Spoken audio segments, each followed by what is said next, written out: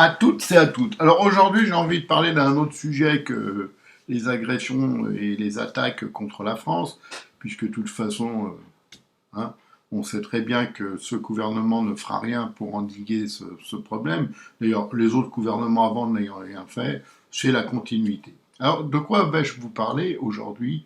Eh bien, de Macron 3. Je pense sincèrement, et on assiste à la préparation du terrain, que pour faire réélire Macron 3 en 2027, avec le même scénario, hein, c'est-à-dire le gars partant en campagne le plus tard possible et se retrouvant face à l'adversaire idéal désigné que tout le monde connaît.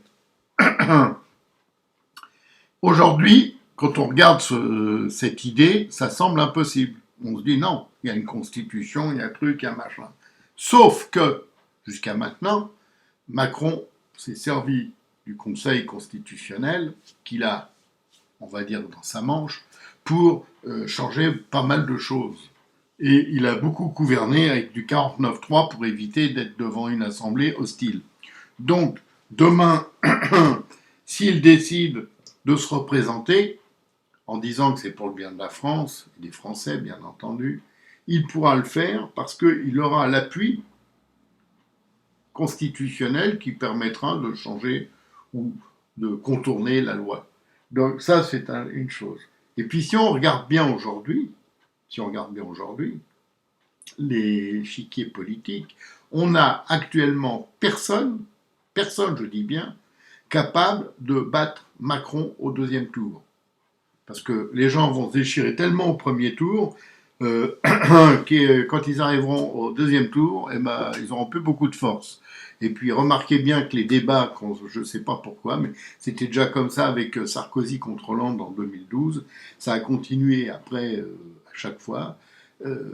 Les débats, les autres, on a l'impression qu'ils sont tétanisés, qu'ils sont même pas capables de dire quelque chose, ou qu'ils n'ont rien à dire.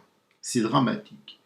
Alors que Macron, c'est la logique socialiste, c'est la dialectique socialiste, c'est tout un ensemble de choses, et qu'il sait dérouler parfaitement, il maîtrise à merveille, et il n'a pas besoin de faire les choses. Regardez, c'est quand même sous Macron qu'en 2017, on n'a plus eu aucune statistique officielle du chômage, ce qui est un précédent scandaleux. On n'a jamais connu ça dans l'histoire de la Ve République, de supprimer des statistiques pour pas que les gens sachent.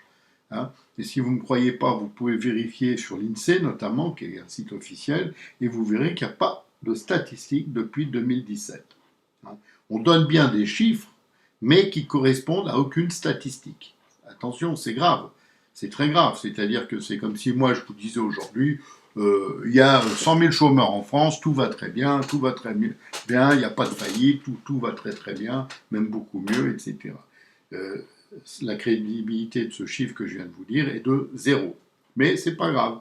Eux, ils le font systématiquement, hein, et ils nous prennent pour des billes. Voilà, pour rester poli, parce que sinon, maintenant, vous avez vu, hein, vous avez une députée qui s'appelle Laetitia Avia, qui a été condamnée à 6 mois de prison avec sursis et 2 ans d'inéligibilité, qui va faire appel, qui risque de peut-être gagner, allez savoir, alors qu'elle a insulté 7 de ses collaborateurs les plus proches, et quand je dis insulter, c'était des vraies insultes. Hein. Vraiment, je ne vais pas les répéter ici, mais vous pouvez les retrouver dans vos journaux. Eh bien, elle, c'est une peine légère, alors qu'un type qui a relayé une information sur Twitter appelant au soulèvement vient de prendre 6 mois ferme de prison.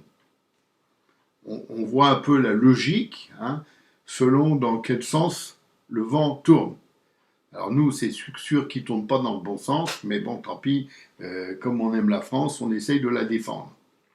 Voilà, donc c'est pour ça que je dis, ne vous y trompez pas, Macron va tout faire pour se représenter en 2027.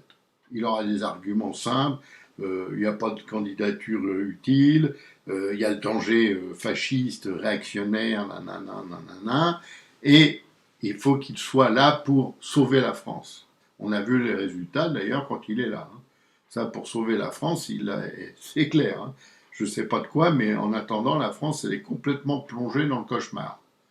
On n'a jamais connu une situation comme celle qu'on connaît aujourd'hui, où l'économie est capoute, la société est capoute, l'insécurité est extrême, extrême, hein, parce que on vous parle que de certains faits, mais si vous lisez la presse régionale, vous allez voir, c'est terrible, terrible. Tous les jours, il y a des trucs pas possibles. Ensuite, l'école, elle est capoute aussi. Tout est capoute, quoi. On est dans un pays capoute. Mais tout va mieux. Hein. Ne vous inquiétez pas, tout va bien, tout va mieux. C'est ce qu'ils disent. C'est la technique. Technique rodée qui consiste à vendre du vent, mais c'est bien fait, quoi. Puis comme les gens sont de grands naïfs, ils aiment bien qu'on leur dise tout va bien. Eh ben, c'est fait. Résultat des courses, il se représentera et il sera réélu pour la 3e fois. Alors peu importe le score, parce que j'entends toujours, oui, mais c'est le président, il est minoritaire et tout. Stop. Il y a une élection, il y a un gagnant, et c'est lui qui est élu. Alors même si demain, le gars, il devait faire 3% des Français, mais que c'est le gagnant, il est élu.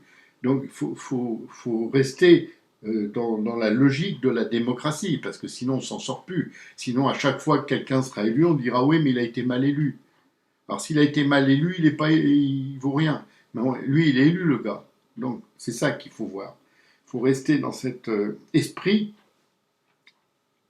Il y a un gagnant, un perdant. Bon, là, on a vu en 2022 réélu le type qui avait un bilan désastreux. Je crois qu'il avait le plus mauvais bilan de la Ve République. Mais bon, pas grave, puisqu'il a été réélu. Et en 2027, ça sera du caviar pour lui. Pourquoi ? Parce que les gens en face de lui vont se déchirer entre eux, sont tétanisés. Il y a un problème technique, moral, mental, je ne sais pas. Et ils sont incapables de faire ce qu'il faut faire. Parce que l'élection présidentielle, c'est quoi ? C'est l'affrontement entre des candidats. C'est-à-dire entre le sortant et celui qui veut prendre sa place. C'est ça, la présidentielle. À partir du moment où vous avez un seul candidat qui est capable d'affronter les autres et les autres qui sont incapables de l'affronter, rideau, fini, terminé, le gars, il est réélu. Allez, j'arrête, ça m'énerve vraiment beaucoup. Et je vous le dis, on est très mal, on est de plus en plus mal, on se demande même à un moment jusqu'où ça ira, mais bon, on y est. Allez, merci et à bientôt.